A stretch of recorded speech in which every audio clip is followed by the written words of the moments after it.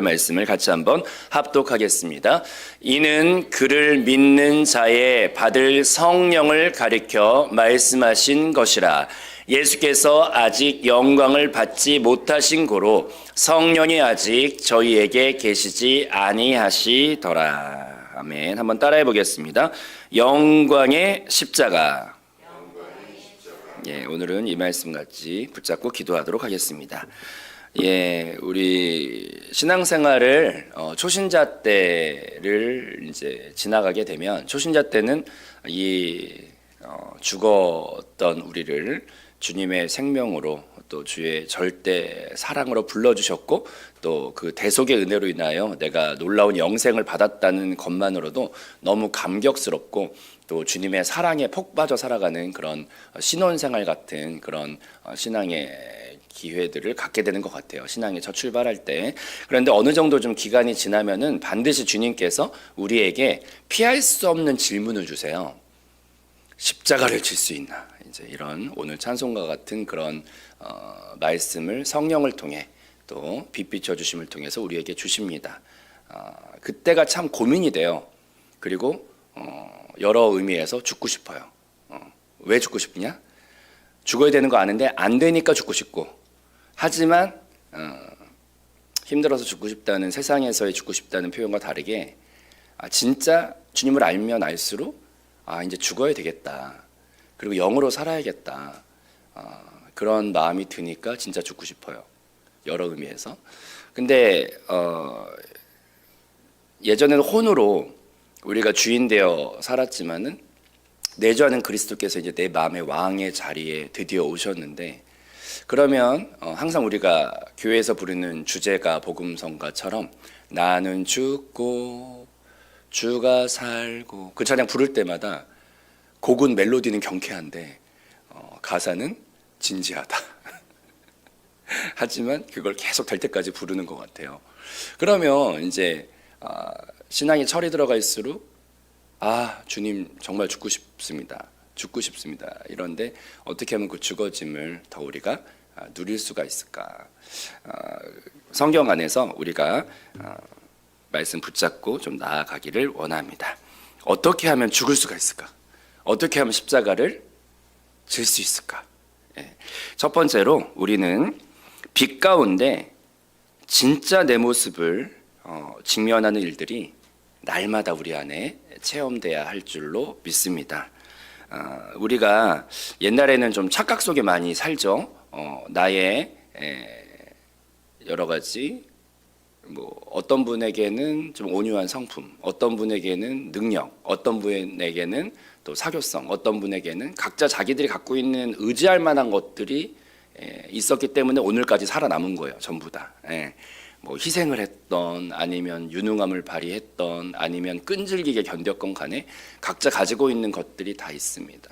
그래서 보통의 경우에는 주님의 빛 비춰주심이 있기 전까지는 내가 그렇게 뛰어나지는 않아도 그래도 중간 정도는 될 것 같은 그런 어느 정도의 느낌이 있으니까 그래도 여태까지 버티고 나름대로의 그 치열한 생활 전선에서 이렇게 살아남았던 거거든요. 근데 이제 은혜 경험을 이제 하게 되는 것 같아요. 뭐냐면 이렇게 한세교회처럼 영과 생명과 진리가 가득한 그 순도가 높은 맑은 물 같은 생명수 같은 말씀을 계속 듣다 보면 어느 순간부터 이제 빛 비춰주심이 막 몰려오기 시작해. 저도 그랬던 것 같습니다. 이렇게 다른 교회에 있을 때는 문제가 전혀 없었는데 이제 한세교회에서 말씀을 듣다 보니까 낱낱이 고발되는 느낌, 낱낱이 나 자신을 새롭게 빛 안에서 다시 비춰져서 보게 되는 느낌들이 있더라고요.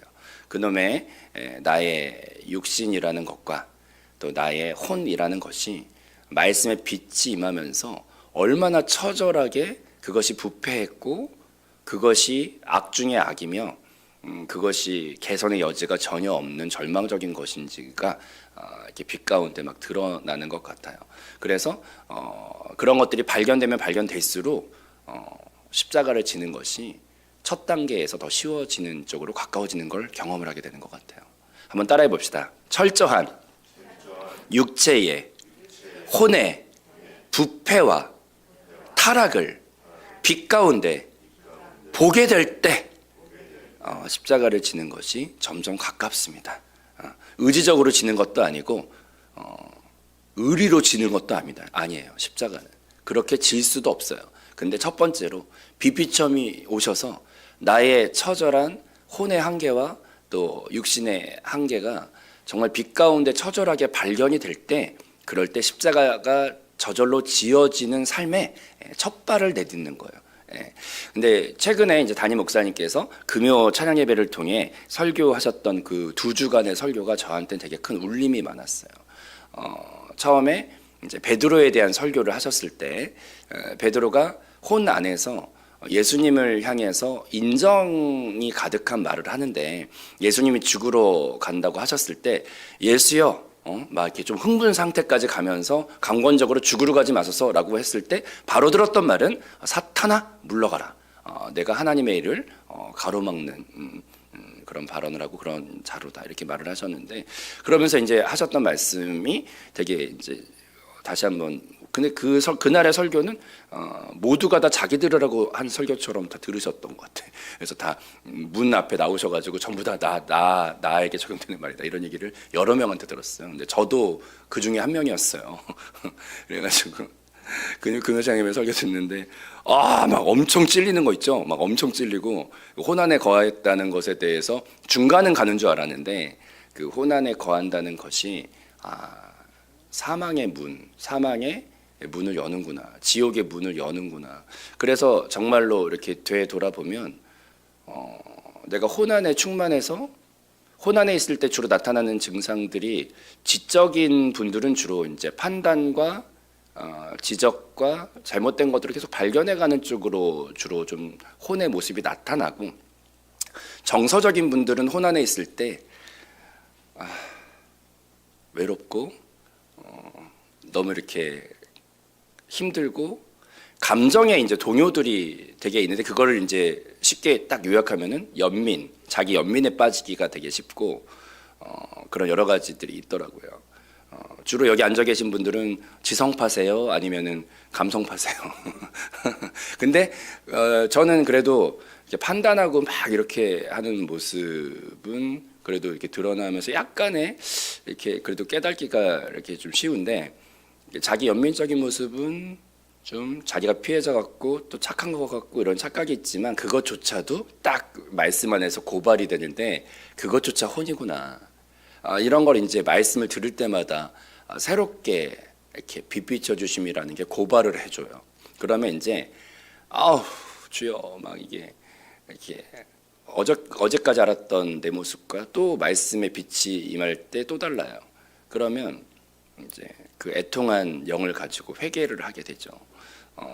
하나님 참 혼에는 지적인 거 안에서도 계속 그 안에 생각에 꼬리를 물 때, 예전에 그 송재용 전도사님이 저한테 소개를 해줬는데, 유명 연예인들 중에서 이제 가끔 인터뷰 같은 게 이렇게 나오나 봐요. 근데 송재용 전도사님이 그 인터뷰 봤던 것 중에 유명 가수, 그 젊은 가수 중에 아이유라는 가수가 있고 또 유재석 씨라는 유명한 그 개그맨이 있는데, 둘이서 이렇게 서로 이렇게 대화하는 게 짧은 영상으로 나왔는데, 그걸 듣다가 자기가 좀 깨달은 게 많대. 송재용 전도사님이. 그래서 뭘 깨달았냐 그랬더니, 그 아이유라는 그 가수가 유재석이라는 말을 할 때 이렇게 말하더래요. 참 이상해요. 생각에 꼬리를 물면 꼭 끝이 안 좋다. 생각에 꼬리를 물면 꼭 끝이 안 좋다. 그걸 신앙이 없는 사람들도 느끼는 것 같아.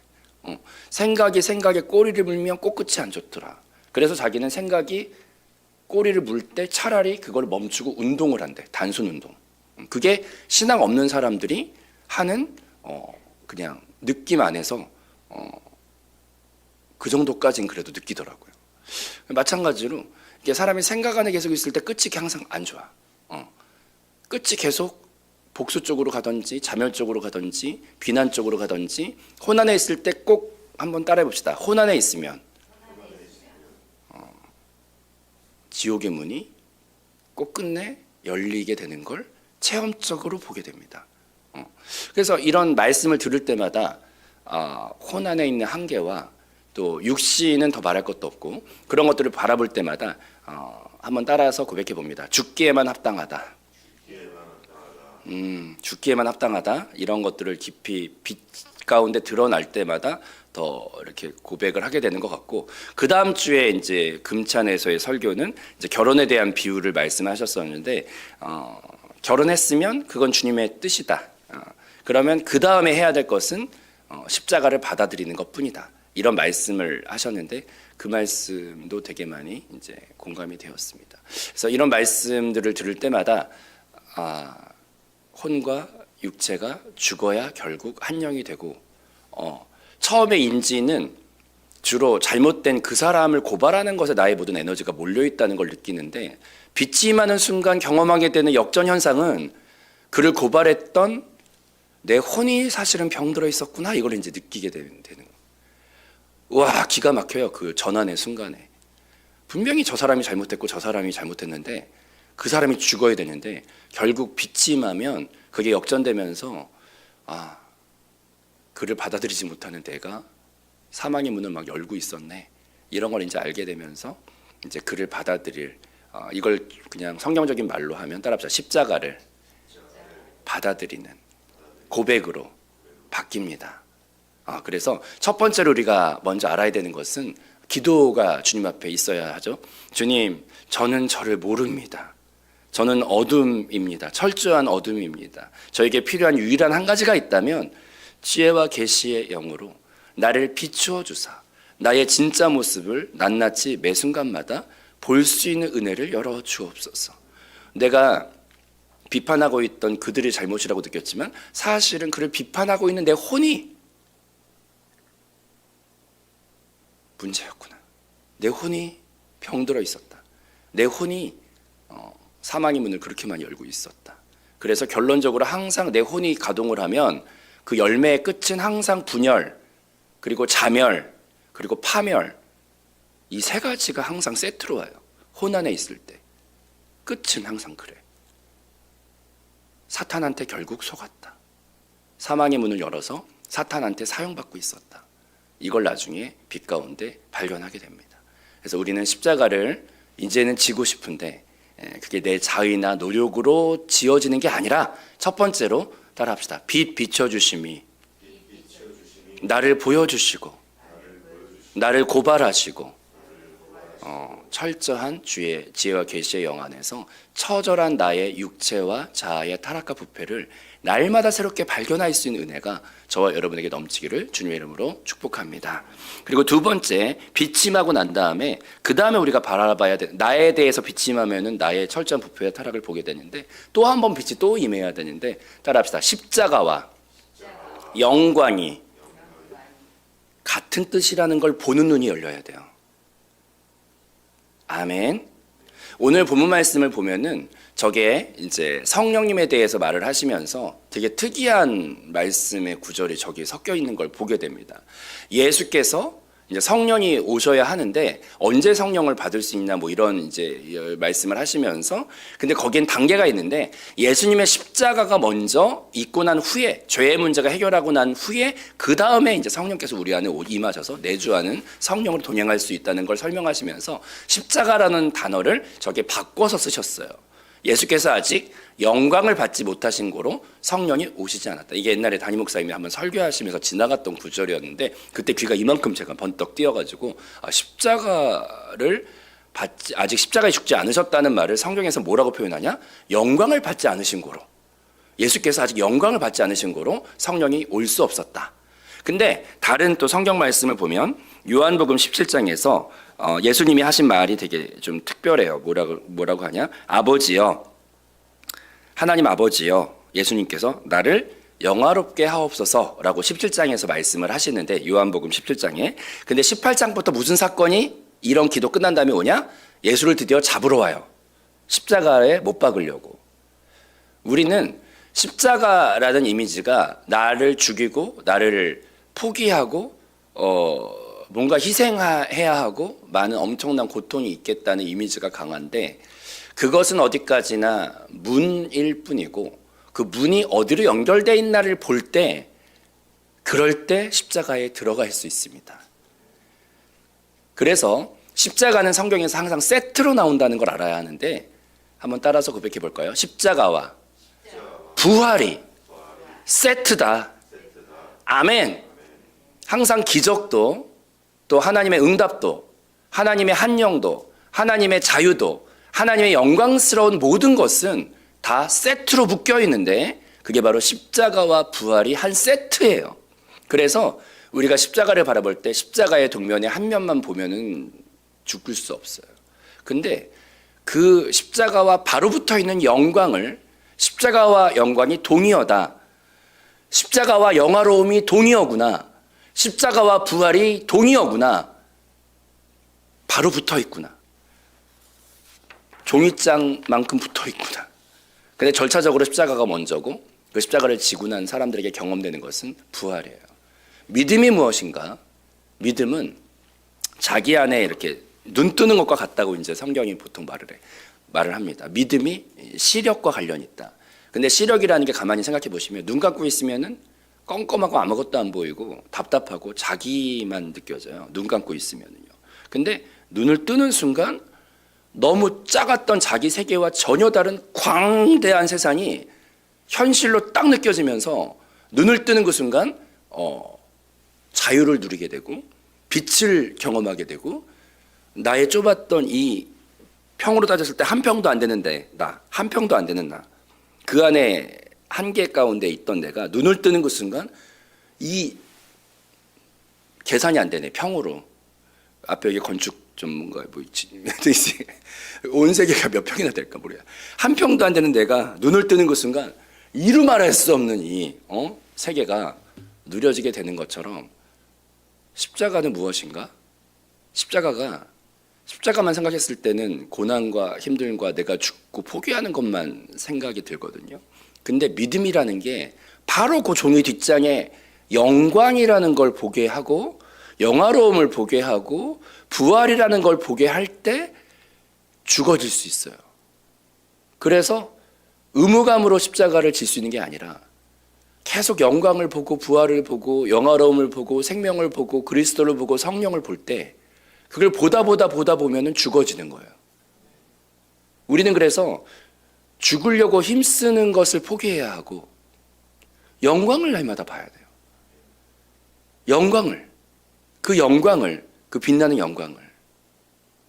뭐 결혼 생활로 이렇게 비교를 해보면은, 이번에 이제 그 다음 세대 성 가치관 교육 뭐 이런 거를 할 때 이제 부부 인터뷰를 했어요. 근데 이제 결혼하자마자 이제 행복한 콩가루인가 아니고 콩깍지, 이 단어 하나에 이게 막 천국같이 와가지고 콩가루 집안이 되면 안 되고, 이제 콩깍지가 씌워지고 이제 그 참기름 냄새가 막 고소하게 나는 그런 신혼 커플 두 커플을 우리 강사님이 인터뷰 촬영을 하셨. 되게 지혜롭게 강의 구성을 잘 하셨더라고. 그래가지고 거기서 이제 두 부부, 신혼 부부가 나와가지고 한 부부는 좀 진지한 부부고 한 부부는 조금 재밌는 부부 두 커플을 했다는데, 앞에 있는 한 부부가 저는 8년을 연애했는데 살아보니까 이렇게 같이 있어서 좋고. 이렇게 그냥 이렇게 막 그런 거 막 이렇게 막 영상에 막 이렇게 화면을 뚫고 막 그런 게 나와. 그래서 궁금하면 나중에 꼭 보세요.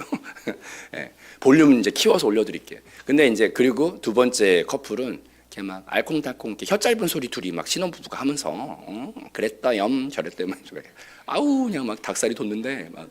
근데 그게 이렇게 화면을 뚫고 나오는 행복감이 있더라고요. 근데 이제 거기에서 근데 강사님이 그 얘기 하시더라고. 뭐냐, 원래 촬영을 한 커플 더 하려고 그랬대. 이제 그 한 중반, 이렇게 신혼 초 말고 이제 중반 때 나이 때 부부도 커플 하려고 그랬더니 이제 그 강사님 따님이 그랬대. 엄마, 이번에 이제 강의하는 목적 중에 이제 너무 애들이 결혼을 안 하니까 결혼하고 싶게 만드는 목적도 있었거든요. 그랬는데 이제 결혼하고 싶게 만들려면 딱 그 신혼부부만 해, 엄마. 이제 중간 연령을 이제 촬영을 하면 분명히 거기서 여러분 얼굴 표정 자체가 이제 막 지금. 근데 너무 격하게 공감하신다, 여기 앉아 계신 분들이. 이렇게부터 시작한대. 인터뷰가 이렇게 시작한대요. 왜 그래요? 이게 부부가 이렇게 사는 게 녹록치 않아. 왜냐하면은 다 십자가의 문제거든요. 이게 처음에는 글을 바꿔보려고 그렇게 길을 쓰다가 인생을 허비하고 나중에 따라합시다. 그 모습 그대로 받아들이는 순간부터 평강이 오는 거예요. 이게 인생이 그런 거 아닙니까? 우리가 조금 근데 그렇게 바꿔보려고 노력해. 이제 근데 그게 뭐예요? 근데 이제 그게 이제 두 번째 금찬의 설교에 이제 나온 거예요. 여러분, 그냥 십자가를 지는 게 답이다. 그랬더니 제가 그 뒤에 이렇게 성도석에 앉아 있었는데 갑자기 여기저기에서 주여 소리가 나오는 게, 왜냐면 그 말은 뭐냐? 공감한다. 그리고 이제는 십자가를 맞이하네. 다 이제 그런 표정들이죠. 예. 근데 이제